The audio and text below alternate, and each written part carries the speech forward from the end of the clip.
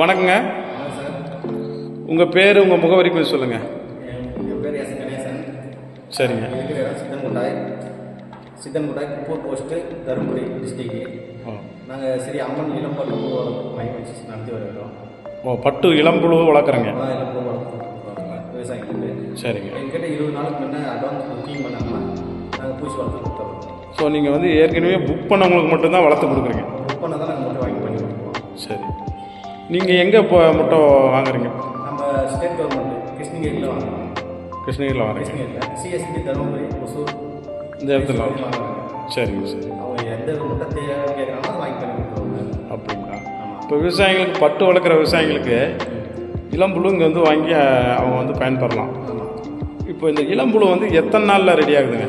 இளம்புழுன்னா நம்மளுக்கு சொன்னாங்கன்னா 15 நாள் முட்டை ரிலீஸ் பண்ணுறதோட 14 நாளுக்கு முன்னே முட்டை ரிலீஸ் பண்ணுவோம். நம்மக்கிட்ட 7 நாள் வளர்த்து கொடுப்போங்க. மொத்தம் 21 நாள் முன்னே புக்கிங் பண்ணோம். நம்மக்கிட்ட 7 நாள்னா நம்ம முட்டையை வந்து 14 நாளுக்கு முன்னே ரிலீஸ் பண்ண சொன்னாங்கன்னா அவங்க பண்ணுவாங்க. அது 14 நாள் கழிச்சு தான் முட்டை பொரிக்கும்.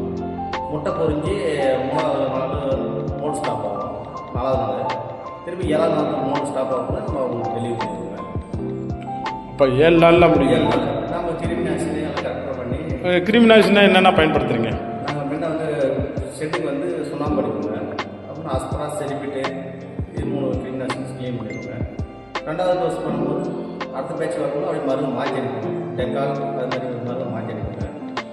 வேறு எந்த பெரிய பாதிப்பும் வர்றதில்லை. இதில் வந்து டெம்பரேச்சர் தான் மெயினாக 28 டிகிரி டெம்பரேச்சரும் 80% ஈரப்பதம் மெயினாக இருக்கும்.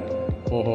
இளம்புழுக்களுக்குள்ள வந்து டெம்பரேச்சர் வந்து கரெக்டாக இருக்கும். கண்டிப்பாக எல்லாமே ஈரப்பதமும் கரெக்டாக இருக்கணும். ஈரப்பதம் கரெக்டாக இருக்கும். முதல் குழு வந்து அது மாதிரி தான் ஈரப்பதம் டெம்பரேச்சர் கரெக்டாக இருந்தால் பேட்ச் சக்ஸஸ் பண்ணிடலாம். சரி. தரமான இலை மெயின். ஆனால் கொஞ்சம் ரொம்ப இன்டீரியராக இருக்கிற மாதிரி இருக்குதுங்க அட்ரஸ்ஸு. செட்டு சுற்றியே தானே இருக்குது. நாங்கள் பேட்ச் பண்ணல. இல்லை, இந்த இடத்துக்கு வர்றதுக்கு சித்தன்குட்டாய் சோழக்கொட்டாய்க்கு பக்கத்துலேருந்து தேவையான அளவுக்கு டோர் டெலிவரி அங்கேயே பண்ணிடுறாங்க. உங்ககிட்ட சொன்னால் நீங்கள் டோர் டெலிவரியே பண்ணிடுறீங்க. பண்ணிடுறாங்க. சரி. செட்டுக்கே நம்ம சப்போர்ட் பண்ணிடுறோம். சரிங்க. சரி, நல்லது.